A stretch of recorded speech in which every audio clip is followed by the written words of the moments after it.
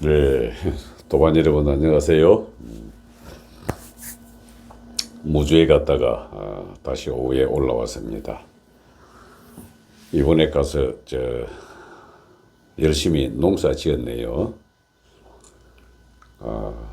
배추 한 150포기, 그리고 시금치, 상추, 알타리 그저 심어놓은데 이 씨 뿌린 곳이 싹이 올라오는 거 보니까 아주 재미가 있어서 신기했습니다. 재미있게 왔는데 마침 무주에 이제 새로운 도반들이 많이 찾아와서 들었습니다. 그래서 이 도반들과 이제 많은 도담들을 나누고 이렇게 하다 보니까 소위 종교에서 말하는 이단, 그리고 도판에서 말하는 사이비, 이런 것들에 대한 대화가 주고 오다 보니까 한번 말씀을 드려야겠다 싶어서 오늘은 그 주제를 사이비를 한번 잡아봤습니다. 더군다나 저는 옛날에 척사 운동을 하더라고. 도인 중에서도 그냥 시인이면서도 도인인 척하고, 또 옷만 바꿔 입고 나면은 도인인 줄 알고 또 그렇게 행시하는 사람, 내공은 없으되 흰머리와 흰 수염만 있으면은 도인인 척하는 도골 선풍의 외향적 사람들, 이런 사람들 많이 접해봤던 사람 중에 한 사람으로서 구분하는 방법을 제가 말씀을 드리죠. 왜 제가 한때 정신과학 학회에서 그 도사감별 소장을 해봤거든요. 그래서 전국 각지에서 한 도 했다 하는 사람이 있으면은 적각 보따리 굴어서 달려가가지고 한 1박 2일 정도 그 도를 견식을 하면서 또 일문일답을 통해서 제대로 된 수행자인지 아닌지 하는 걸 한번 검증하는 일을 했더랬습니다. 그래서 누구에게 미술 치료 또는 향기 치유, 소리 치유 이런 등등, 특히 인간의 그 치유에 관해서 많은 덕도를 했다고 주장하는 사람 만났거든요. 그 중에 본인만의 논리를 해가지고 완전하게 자신의 방법을 통해서 이게 성취감이 있다 하는 그 내용을 하는 사람이 있는 반면에, 또 거기 병이 나은 사람들이 또 사회적 저명 인사가 포함되어 있다 보니까 그런 사람들에 의해 가지고 이제 카드라 통신, 즉 유언비어를 통해서 많이 확산되는 그런 경우도 굉장히 많았습니다. 근데 저 그때 판별하는 기준은 딱 하나밖에 안 봤습니다. 뭘로 봤냐? 이 사람이 자기가 먹을 거리를 자기 스스로 창조를 해내가면서 생존의 본능은 자기 스스로 해결하면서 도를 닦느냐, 아니면 도를 상품화 해가지고 여러 사람들로부터 자기의 먹거리를 뜯어내느냐, 이걸 제일 첫 번째로 그리고 제일 중요한 걸로 봐서 사입이냐 아니냐를 판단을 했습니다. 그 옛날 도인들이 왜 농사를 지었는지 이번에 제가 이 밭 갈아보면서 확실히 알겠던 것이, 그들은 자급자족하면서 수행을 했거든요. 자기 먹을 것은 자기가 하고, 먹을 게 없으면은 그냥 구걸을 했더랬습니다. 그것이 이제 요즘 절간에서는 탁발이라 그래가지고 얻어먹었죠. 아직까지 인도에서는 그게 유행이 많이 남아있어가지고 수행생들은 가서 그냥 밥 얻어먹고 그렇게 수행만 하고 했습니다. 더군다나 동남아 이 불교 계통은 수행생들한테 밥을 한 그릇 주거나 음식을 공양을 하면은 자기가 복을 받는다 그래가지고 오히려 그들에게 주는 걸 지나가기를 기다리면서 퍼주는 것도 상당히 많이 봤습니다. 그런데 우리 한국 사회의 명상계, 즉 도판에서는 한 도를 했다 그래서 도문을 일으킨 사람들이 자기 직업 없이 말씀만 가지고 전파를 하면서 자기를 따르는 자들에게 시봉을 들게 해서 이렇게 먹고 사는 사람은 저는 제일 먼저 의심하고 여러 가지 냉철하게 파고들었습니다. 과연 이 사람이 수행을 해가서 얻은 것이냐? 지식, 선지식을 가지고 자기 걸 만들어가지고 그걸 입으로만 전파하느냐? 그렇게 냉철하게 파고들어가지고 결국은 항복을 받아내고 난 다음에 다시는 이런 짓 하지 말라고 이제 호통을 치고 나왔던 그런 경험이 있었거든요. 그래서 사이비 판별하는 제1번은 일단 자기 먹거리를 자기가 창조를 해야 됩니다. 나는 내 직업이 스승이다. 당신들에게 가르치는 것이 내 직업이기 때문에 나는 당신들로부터 월급 받거나 헌금을 받거나 내 먹거리를 위해 움직이는 것은 너무나 당연하다고 하는 그 순간부터 유사한 것 같은데 아니다. 이것이 사이비의 원뜻이거든요. 저는 딱 한마디로 잘랐습니다. 당신 사이비구만. 그리고 도골 선풍의 복장을 하고 있으면 저는 두 번째 의심을 하고 들어갑니다.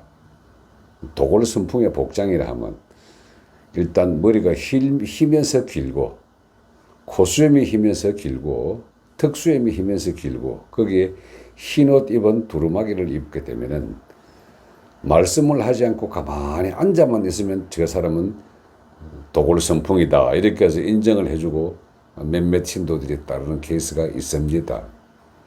근데 몇 가지 질문해보면 그대로 드러납니다. 양머리 진짜 했나 안 했나. 그리고 머리 깎은 사람들은 100%죠. 두각이 솟아올랐나 안 솟아올랐나. 그리고 드물게 이 눈썹과 눈썹 사이에 이 도미라 그래가지고 흰 눈썹이 쫙 가닥으로 나온 사람들이 있습니다. 이건 진짜 도미입니다. 돌을 닦은 사람에게 나오는 현상인데요. 그 도미가 나오면 제가 인상을 딱 보고 수행을 해가지고 나온 결과냐 아니면 일반적으로 그냥 버릇이냐 하는 걸 확인을 하는데 도미가 나와 있으면 그건 진짜 도인입니다. 수행하면은 흰 눈썹 긴 게 한두 개씩 꼭 뒷부러 뻗어 나와 있습니다. 그 다음에 이 일반인들이 잘 모르는 영적 세계를 자기 식대로 해석해서 풀이해가 가르치면은 그 꼭 질문해서 확인하는 것이 그 당신이 만나봤던 이 특이한 존재, 즉 하늘의 계시를 받은 특이한 존재의 그 형상을 물어봅니다. 그럼 그 만났던 형상에 대해서 이 사람은 뭐 부채의 상을 하고 꽃비가 내리면서 꽃가마가 있는 등등 상상 속에서나 나올 수 있는 이런 질문을 하거나 답을 하게 되면은 의심하고 들어갑니다. 그들과 자기만의 특수한 채널 관계가 있다고 반드시 이야기를 하거든요.